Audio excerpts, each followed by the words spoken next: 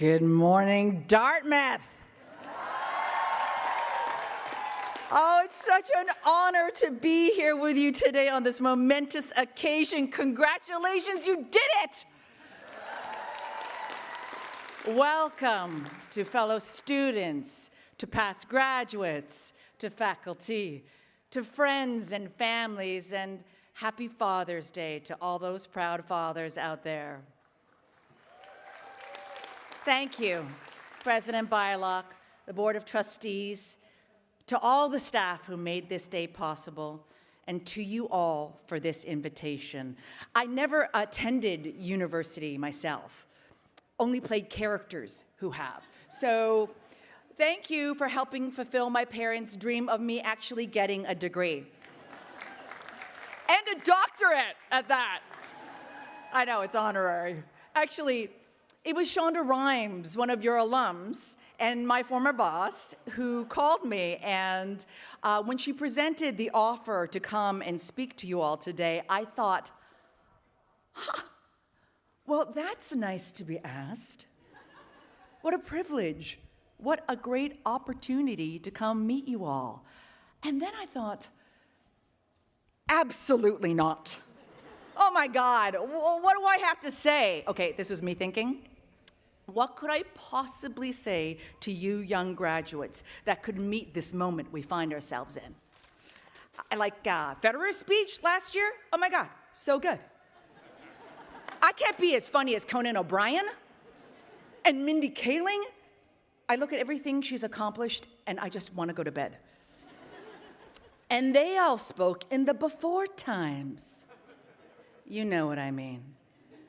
Like, forget about being roasted on the internet, although I am terrified of that. What if I say the wrong thing? What if I were to talk about diversity, equity? Okay.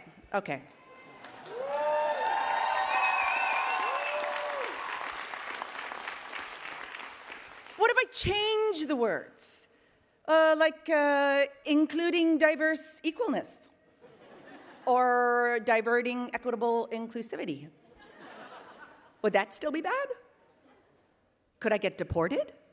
See, that should be a bad joke, and it is, but it's not. These are bewildering and destabilizing times. And every night since Shonda asked me, I have been thinking of you all. And I knew no matter what I was going to say today, I needed to be honest.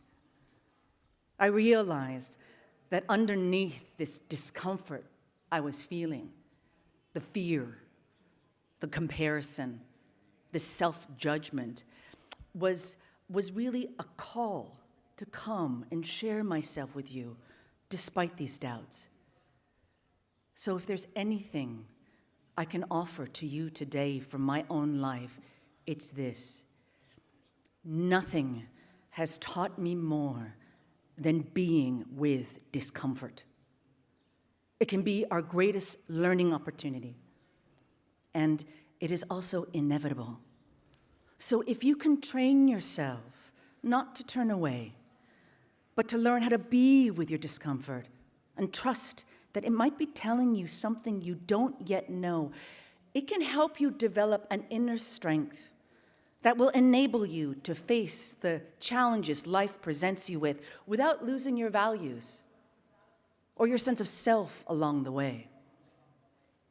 As some of you know, I had the great privilege of playing Dr. Christina Yang on Grey's Anatomy for 10 seasons. This opportunity brought me financial stability, fame, and privilege. It was also one of the most challenging decades of my life. I learned profound lessons during this time because so much of it was so uncomfortable. Now, when I started Grey's, I was in my early 30s, so I had an idea of who I was and what the work entailed, but I had no idea what was coming. I demanded a lot from myself and from the writers. If something bothered me in a script, I would fight for what I believed what was right for the character of Christina because I felt responsible for her. And while this contributed to the creation of a memorable character, my desire to make the dialogue fit and my belief that I knew what was best for the character also caused grief for the writers and for me. Let me tell you, okay, there was a dedicated Sandra whisperer on staff. Oh yes, a writer who was tasked to come to set to deal with me. That doesn't happen anymore. I am my own whisperer. One time, I think it was season 6, the writers and I were at an impasse about something in this script, and I had to have a call with the big boss. And Shonda, I'll never forget, she said to me, Sandra, we have been here before. You got to trust me. Something will come through if you just say the damn words. Okay, I know she didn't say that exactly because Shonda is a very classy lady, but it has stayed with me. I heard her.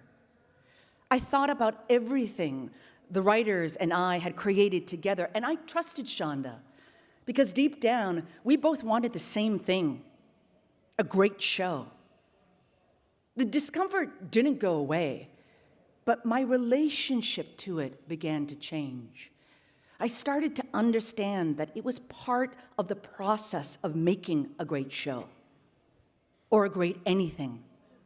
So I said the damn words. And when I stopped trying to bend things to my will and stayed open to my discomfort, a new thing came through. Something that wasn't just mine or just the writers, but something richer that gave me a deeper understanding of myself as the character, as an actor, and as a collaborator. Oh, and it's not like I've stopped pushing or fighting. I'm not suggesting that, but I no longer see these uncomfortable impasses as battles to be won or lost. They are opportunities to practice how you want to show up, how you want to lead, who you want to be. Clues to where the gold is buried. And by gold, I mean like the really deep work in life that will help you become a more grounded, more resilient version of yourself, which you are going to need going forward, because life is going to challenge you in ways you cannot anticipate. Things will happen that are completely out of your control. This was true for me on Grace. You know, beyond the creative process, which I did have some say in, there were other things happening that were completely out of my control. My skin was falling off. I was afraid to leave my house. The relentless schedule was completely overwhelming, and I got sick. Physically and mentally, it was past my limit. And all the ways I had previously managed to muscle through mental and physical discomfort simply weren't working, because it turns out you can't ghost depression or outsource a panic attack. The show must go on. Life is simply not going to stop for you. The more I wanted my external circumstances to change, the worse I felt. And things only started to stabilize when I looked inside. Now, even if you're in perfect health right now, which I hope you are, I bet you feel discomfort about things you can't control. Maybe you're worried about finding a job or moving away from friends. Maybe you're worried about the dismantling of civil rights and liberties, or the planet burning, or the robots taking over. Maybe you desperately want to make a difference, and you have no idea how to start. Whatever reason, one way to start building some muscle around this discomfort is to actually be in it by choice. Tiny, bite-sized moments where you can practice being with it safely. And one way I've practiced doing this is to be in silence. Stay with me. Being in silence has helped me develop an inner life. And what I mean by that is having a relationship with yourself that is beyond your immediate thoughts, beyond your immediate feelings, beyond just reacting. Because if we're always reacting, if we're always distracted, we can't fight for the things we want because we won't even know what they are. So what if we just try bite-sized discomfort?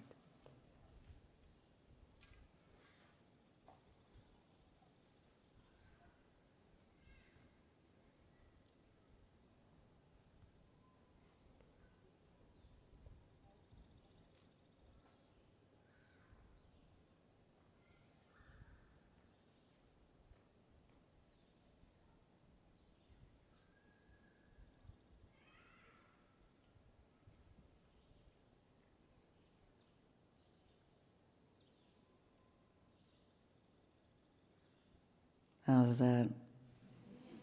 Anxiety-provoking? Confusing? Did you want to reach for your phone? It's interesting, isn't it? How much is going on up here and in here when we try to be quiet, and how often what we find is neurotic or judgmental or scared. So how do you find ease within discomfort without turning away or being thrown off balance? The way I have tried to be with this is to be kind. Kindness can be hard to find these days. It is certainly not reflected in many of our world leaders who claim power through fear and oppression and cruelty. A lot of us are scared and angry about what's going on in the world. And in times like this, kindness might seem naive or pointless. But when I say kindness, I'm not talking about being nice. I am talking about being able to hold your own heartbreak so we can go on living, go on resisting, go on building, go on healing, so we can meet cruelty again and again and not lose our humanity. The kindness I am talking about encompasses courage and respect and compassion. It helps us get out of bed in the morning. It helps us to lead. It is the opposite of weakness. It is the foundation for a lasting strength. And it is really hard to be truly kind, to have kind thoughts towards yourself or towards someone you don't agree with. But it is the seed that will grow into action if you nurture it.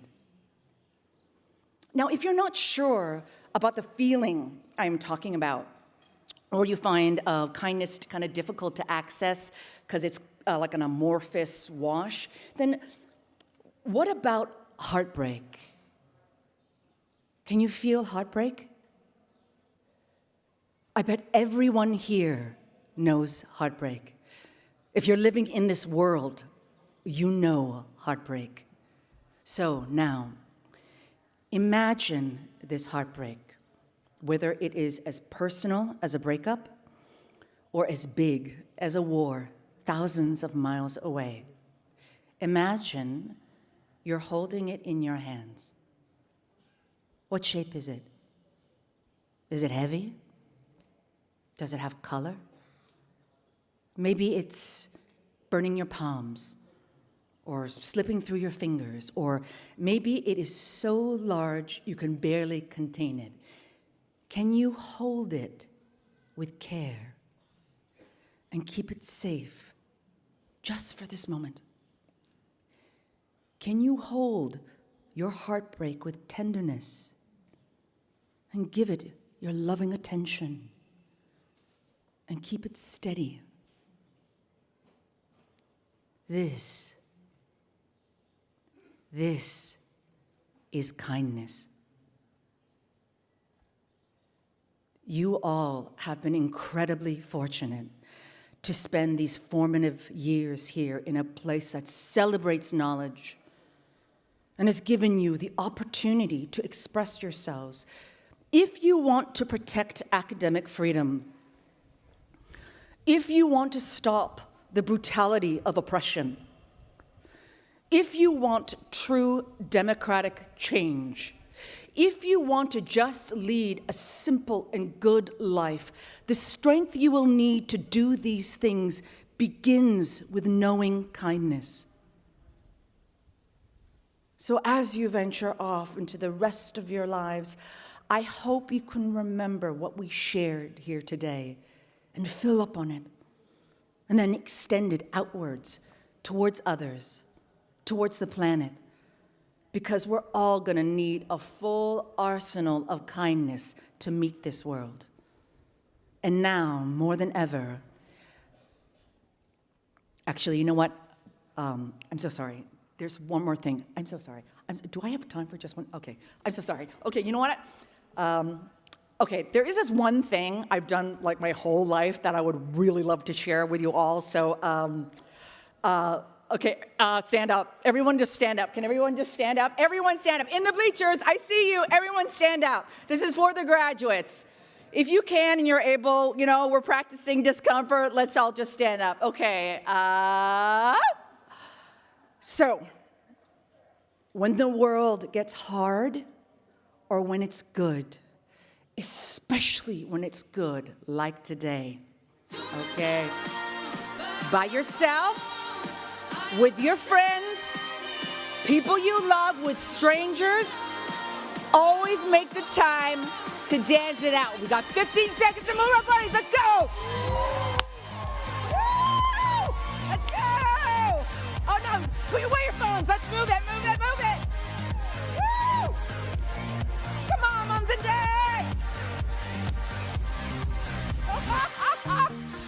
It is possible to move discomfort into joy. Remember this feeling.